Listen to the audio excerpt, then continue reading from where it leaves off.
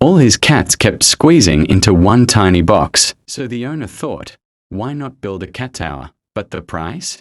Way too expensive. So he built one himself, using cardboard and foam. Then he got creative and used their shed fur to make tiny toys, little animals, mushrooms, all handmade with love. And when the tower was ready, the cats loved it, climbing, jumping, playing, like they finally found their dream home.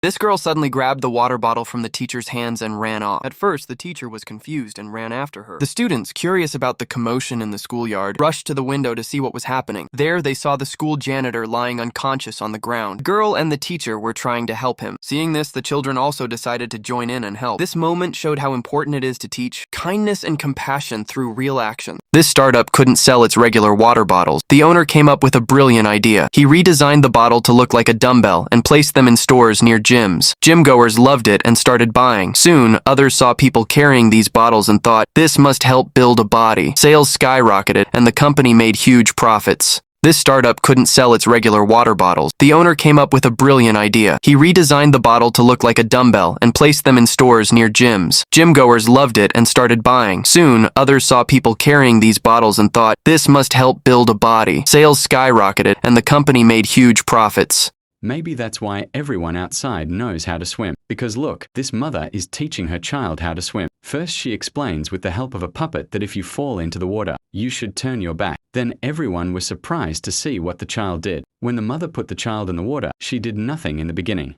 But after a while, he also turned upside down so that the water does not go inside, and he is saved from drowning.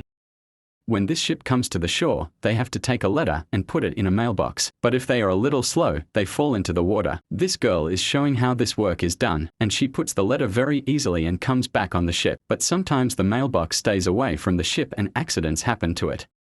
This Lamborghini worth 6 rupees crores caught fire because as soon as the driver stopped the car to get his windshield cleaned, the fuel tanker started pouring diesel into the car without warning. And as soon as the driver saw that the windshield was clean, he ran the car without looking back. Then the car came into the laptop and people started running here and there due to the noise.